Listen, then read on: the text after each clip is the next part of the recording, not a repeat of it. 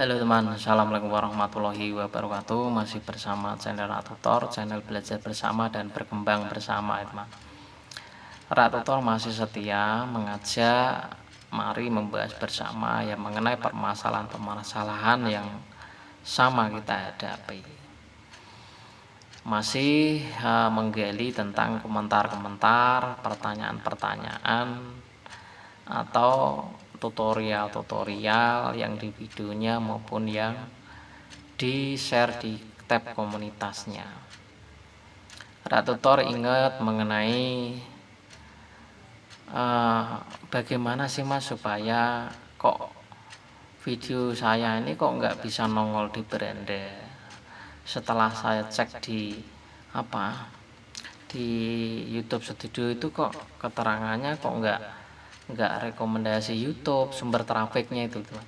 Kok nggak rekomendasi YouTube, nggak beranda YouTube, nggak di penelusuran YouTube, kok tidak ada misalkan, kok video Rak Tutor itu kok ada beranda YouTube, ada ini, terus di video lain juga itu bagaimana. Nah ini kan ada terkadang ya teman. Nah di begini teman, kenapa video Rak Tutor itu ada yang di beranda, ada yang di bahkan di channel-channel yang San Tutor, Bian Tutor, Asa Santui dan channel-channel besar lainnya nggak selalu ada. Rak Tutor sudah sering mengatakan atau sudah sering berbagi bersama, munculnya video di beranda YouTube, di penelusuran YouTube direkomendasikan.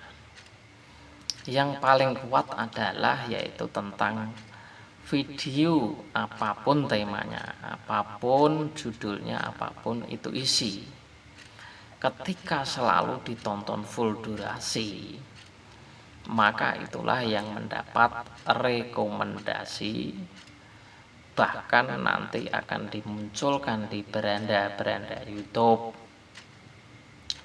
Apakah Rak Tutor sudah buktikan? Sudah, sebelum monet sudah.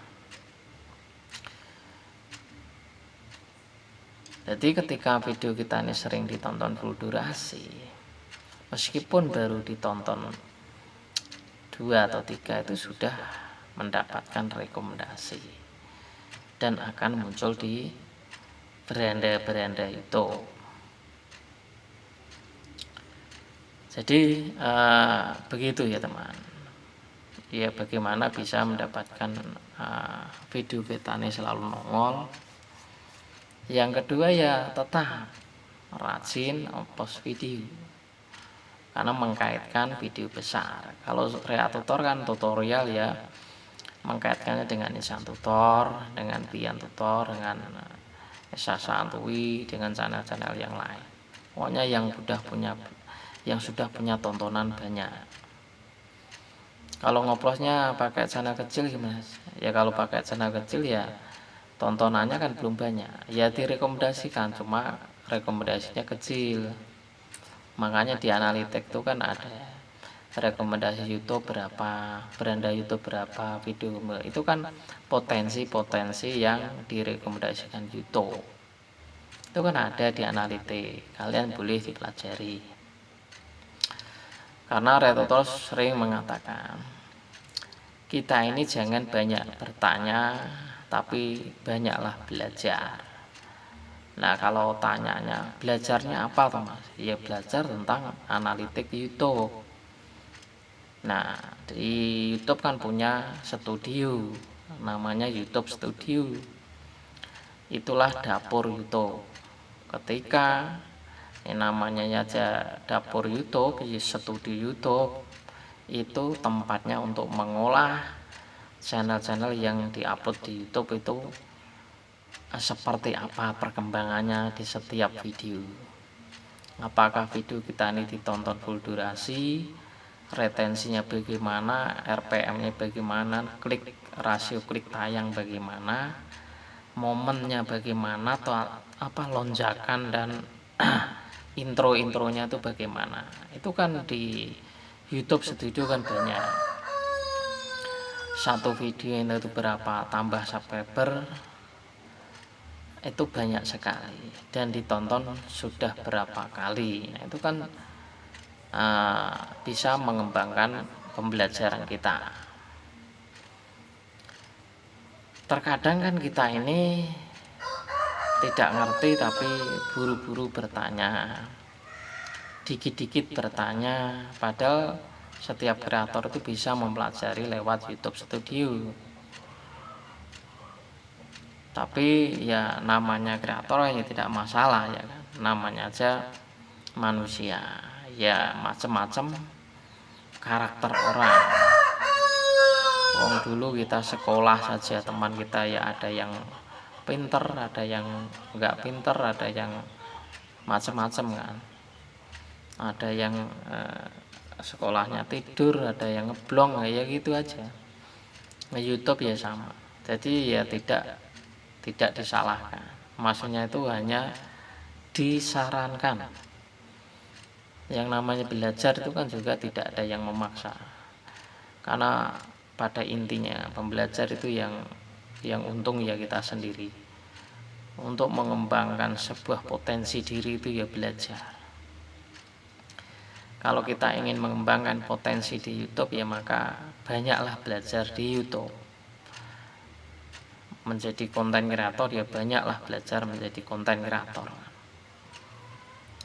Ya makanya kan banyaklah belajar, jangan banyak bertanya. Nanti ketika banyak bertanya soal nonton tutorial sana tanya lagi, nonton tutorial sana nanya lagi, terkadang malah yang ditanyain juga beda jawabannya, caranya juga beda. Nah nanti ketika sudah berbagai cara tanya jawab, nanti akan timbul pusing, yang mana ini jawaban si tutorial ini begini.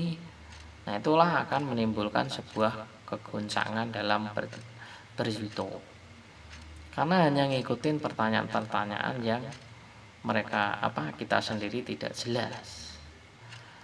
Nah caranya ya tadi, belajar di YouTube Studio itu banyak pembelajaran. Nah ya kan, setelah mempelajari di dapur YouTube Studio itu kan kita, oh channel saya kok begini, ditonton orang begini, momen terbaiknya begini, subscriber saya tambah sekian. Nah itu kan bisa dipelajari. Inilah belajar. Kalau yang tidak belajar kan ya tadi nanti ya takutnya sono sini bingung, akhirnya nggak jelas. Belajar yang sono sini nanti ngomong sama subscribernya, wah enggak ini jawabannya ini dia begini. Nah akhirnya apa, seperti tebar-tebar benar atau tidak, akhirnya semu, abu-abu, tidak jelas. Yang jelas ya belajar dari YouTube Studio. Kecuali ada pertanyaan yang memang agak rumit, masalah monetisasi yang ada yang darurat, error monetisasi atau yang lain, itu kan kalau memang belum ahli kan memang ya kurang tahu ya, nah itu boleh. Tapi kalau pertanyaan yang masih mentah, yang banyak dipelajari di YouTube Studio masih bisa dipelajari, ya kenapa dipertanyakan. Nah itu teman. Oke, semoga ini membuat kita ini juga semakin semangat dan terus belajar. Apapun itu belajar, yang namanya nge-YouTube ya sama-sama mandiri, kerjasama yang baik.